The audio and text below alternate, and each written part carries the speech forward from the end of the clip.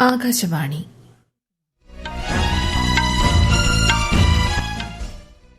നമസ്കാരം. വാർത്തകൾ വായിക്കുന്നത് ലക്ഷ്മി ശ്രീ വിജയ.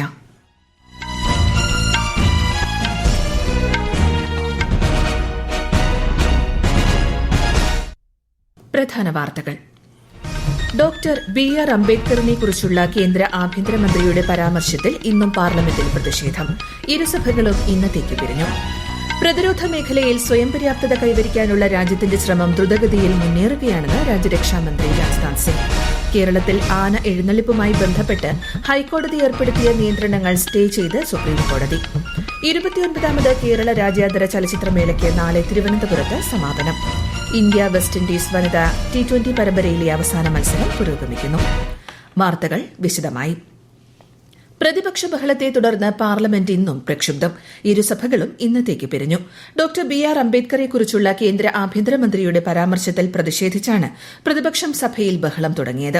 ലോക്സഭ രാവിലെ സമ്മേളിച്ചപ്പോൾ തന്നെ പ്രതിപക്ഷ കക്ഷികൾ മുദ്രാവാക്യം മുഴക്കുകയും അംഗങ്ങൾ സഭയുടെ നടുത്തളത്തിലിറങ്ങി പ്രതിഷേധിക്കുകയും ചെയ്തു.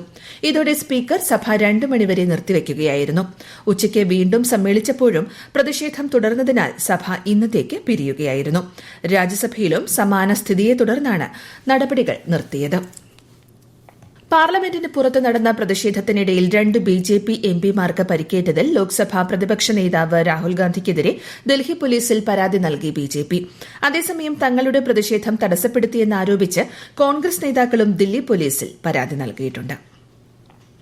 ഖേലോ ഇന്ത്യ പദ്ധതിയുടെ കീഴിൽ 323 കായിക അടിസ്ഥാന സൌകര്യ പദ്ധതികൾ അനുവദിച്ചതായി കേന്ദ്രമന്ത്രി മൻസുഖ് മാണ്ഡവ്യ രാജ്യസഭയിൽ അറിയിച്ചു. കായികരംഗത്തെ പരിപോഷിപ്പിക്കാനുള്ള വിവിധ പദ്ധതികൾ കേന്ദ്രം ആവിഷ്കരിക്കുന്നതായും മന്ത്രി പറഞ്ഞു. സ്പോർട്സ് അതോറിറ്റി ഓഫ് ഇന്ത്യ രാജ്യത്തുടനീളം ആകെ 24 ദേശീയ നൈപുണ്യ കേന്ദ്രങ്ങൾ സ്ഥാപിച്ചതായി കായിക മന്ത്രാലയം. 2024-25 സാമ്പത്തിക വർഷത്തിൽ സായിയുടെ പ്രാദേശിക കേന്ദ്രങ്ങൾക്കും നാഷണൽ സെന്റർ ഓഫ് എക്സലൻസിനുമായി ഏകദേശം 822 കോടി രൂപ അനുവദിച്ചിട്ടുണ്ടെന്നും രാജ്യസഭയിൽ ഒരു ചോദ്യത്തിന് രേഖാമൂലം നൽകിയ മറുപടിയിൽ കായികമന്ത്രി മൻസുഖ് മാണ്ഡവ്യ അറിയിച്ചു. രാജ്യസഭാ ചെയർമാൻ ജഗ്ദീപ് ധൻഖറിനെതിരെ പ്രതിപക്ഷ പാർട്ടികൾ കൊണ്ടുവന്ന വിശ്വാസ പ്രമേയം തള്ളി ഡെപ്യൂട്ടി ചെയർമാൻ ഹരിവംശ്. ചെയർമാൻ പക്ഷപാതപരമായി പ്രവർത്തിക്കുന്നുവെന്നാരോപിച്ചാണ് പ്രതിപക്ഷ പാർട്ടികൾ അവിശ്വാസ പ്രമേയത്തിന് നോട്ടീസ് നൽകിയത്.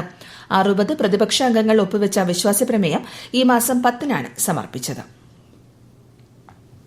പ്രതിരോധ മേഖലയിൽ സ്വയം പര്യാപ്തത കൈവരിക്കാനുള്ള രാജ്യത്തിന്റെ ശ്രമം ദ്രുതഗതിയിൽ തുടരുകയാണെന്ന് രാജ്യരക്ഷാമന്ത്രി രാജ്നാഥ് സിംഗ്. ഇന്ന് IIT ഡൽഹിയിൽ നടന്ന ഇന്ത്യൻ നാഷണൽ അക്കാദമി ഓഫ് എഞ്ചിനീയറിംഗിന്റെ വാർഷിക കൺവെൻഷൻ ഉദ്ഘാടനം ചെയ്യുകയായിരുന്നു അദ്ദേഹം. ഒരു കാലത്ത് ഇറക്കുമതി ചെയ്തിരുന്ന ആയുധങ്ങൾ നാം ഇപ്പോൾ കയറ്റുമതി ചെയ്യുകയാണെന്നും പൊതു സ്വകാര്യ മേഖലകളുടെ കൂട്ടായ പരിശ്രമങ്ങളുടെ അംഗീകാരമാണിതെന്നും അദ്ദേഹം അഭിപ്രായപ്പെട്ടു. जाहिर सी बात है कि जब पूरी दुनिया बदल रही है तो डिफेंस सेक्टर भी इस बदलाव से अछूता नहीं रह सकता है. जहां तक भारत की बात है तो कुछ ऐतिहासिक कारणों से हम आधुनिक हथियारों के मामले में और डिफेंस सेक्टर में टेक्नोलॉजी के मामले में कुछ हद तक पीछे रह गए थे, लेकिन अब स्थितियां तेजी से बदल रही हैं. भारत बेहद तेज गति से डिफेंस सेक्टर में सेल्फ रिलायंस की ओर अपने कदम आगे बढ़ा चुका है. വിദേശകാര്യ സെക്രട്ടറി വിക്രം മിശ്രി 3 ദിവസത്തെ ഔദ്യോഗിക സന്ദർശനത്തിനായി നാളെ മൌറീഷ്യസിലെത്തും. പ്രധാനമന്ത്രി നവീൻ ചന്ദ്ര രംഗൂലത്തിന്റെ നേതൃത്വത്തിൽ മൌറീഷ്യസിൽ പുതിയ സർക്കാർ രൂപീകരിച്ചതിനു ശേഷം ഇന്ത്യയിൽ നിന്നുള്ള ഒരു ഉന്നതതല പ്രതിനിധിയുടെ ആദ്യ മൌറീഷ്യസ് സന്ദർശനമാണിത്.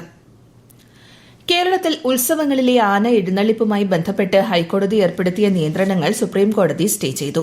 ഹൈക്കോടതി ഉത്തരവിനെതിരെ പാറമേക്കാവ്, തിരുവമ്പാടി ദേവസ്വങ്ങൾ സമർപ്പിച്ച ഹർജിയിലാണ് സുപ്രീംകോടതിയുടെ ഉത്തരവ്.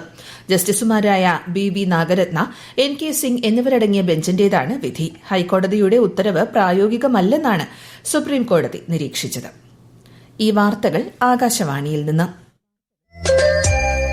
ആകാശവാണി വാർത്തകളും വാർത്താധിഷ്ഠിത പരിപാടികളും all India radio news Thiruvananthapuram YouTube ചാനലിലും all India radio news Thiruvananthapuram Facebook പേജിലും AR News_ തിരുവനന്തപുരം ഇൻസ്റ്റഗ്രാം അക്കൌണ്ടിലും AR News_TVM X ഹാൻഡിലും ലഭ്യമാണ്.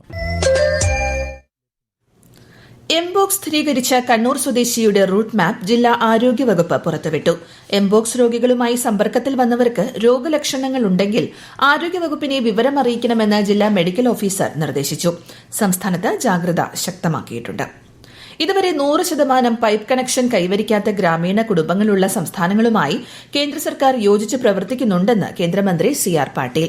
ജലശക്തി മിഷൻ ഗ്രാമീണ മേഖലയിലെ തൊഴിലവസരങ്ങൾ വർദ്ധിപ്പിച്ചതായും അദ്ദേഹം ന്യൂഡൽഹിയിൽ നടത്തിയ വാർത്താസമ്മേളനത്തിൽ അഭിപ്രായപ്പെട്ടു. ജലവിതരണവുമായി ബന്ധപ്പെട്ട് സംസ്ഥാനങ്ങളുമായുള്ള ചർച്ച കേന്ദ്രം ഊർജിതപ്പെടുത്തിയെന്നും അദ്ദേഹം പറഞ്ഞു. രാജ്യത്തിന്റെ ആരോഗ്യ സംരക്ഷണ ആവശ്യങ്ങൾ വർദ്ധിച്ചുവരുന്ന സാഹചര്യത്തിൽ മെഡിക്കൽ ഉപകരണ മേഖല പുത്തൻ പ്രതീക്ഷ നൽകുന്നുവെന്ന് കേന്ദ്ര സഹമന്ത്രി അനുപ്രിയ പട്ടേൽ. ന്യൂഡൽഹിയിൽ നടന്ന വാർഷിക ആരോഗ്യ സമ്മേളനത്തെ അഭിസംബോധന ചെയ്യുകയായിരുന്നു മന്ത്രി.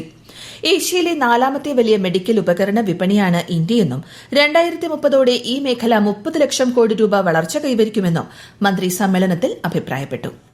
We have been taking several initiatives from time to time, including our regulatory reforms and programs and schemes like PLI or the Medical Devices Park or the new scheme that has come up for the strengthening of this industry, the PRIP scheme, the MedTech Mitra. These are very important initiatives which have been taken by the government and our department to ensure that we give the much desired boost in the fillip to this industry.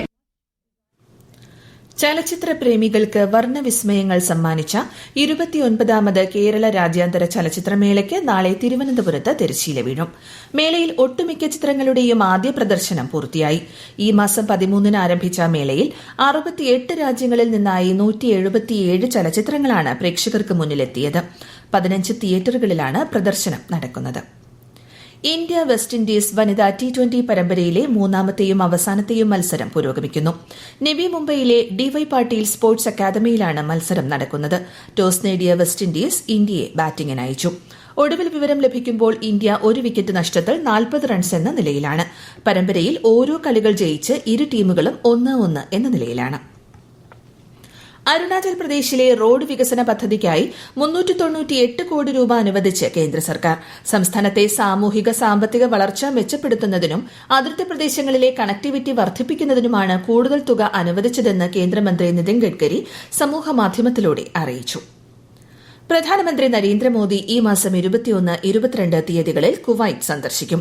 Kuwait അമീറിന്റെ ക്ഷണപ്രകാരമാണ് പ്രധാനമന്ത്രിയുടെ സന്ദർശനം. 43 വർഷത്തിനിടെ ആദ്യമായാണ് ഒരു Indian പ്രധാനമന്ത്രി Kuwait സന്ദർശിക്കുന്നത്.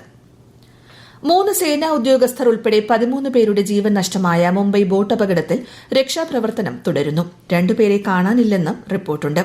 ദുരന്തത്തിൽ അതീവ ദുഃഖം രേഖപ്പെടുത്തിയ പ്രധാനമന്ത്രി നരേന്ദ്രമോദി മരിച്ചവരുടെ ആശ്രിതർക്ക് 2 ലക്ഷം രൂപയും പരിക്കേറ്റവർക്ക് 50,000 രൂപയും ധനസഹായം പ്രഖ്യാപിച്ചു.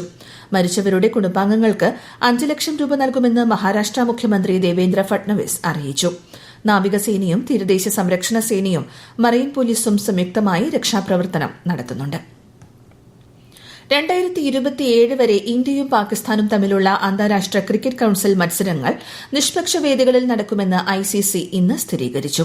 അടുത്ത വർഷം നടക്കാനിരിക്കുന്ന ചാമ്പ്യൻസ് ട്രോഫി മത്സരങ്ങളിന്മേലുള്ള അനിശ്ചിതത്വമാണ് ഈ തീരുമാനത്തിലൂടെ നീങ്ങിയത്. അടുത്ത വർഷം ഇന്ത്യയിൽ നടക്കുന്ന ICC വനിതാ ക്രിക്കറ്റ് ലോകകപ്പ് മത്സരങ്ങൾക്കും 2026-ൽ ഇന്ത്യയും ശ്രീലങ്കയും സംയുക്തമായി സംഘടിപ്പിക്കുന്ന ICC പുരുഷ T20 ലോകകപ്പ് മത്സരങ്ങൾക്കും തീരുമാനം ബാധകമാണ്.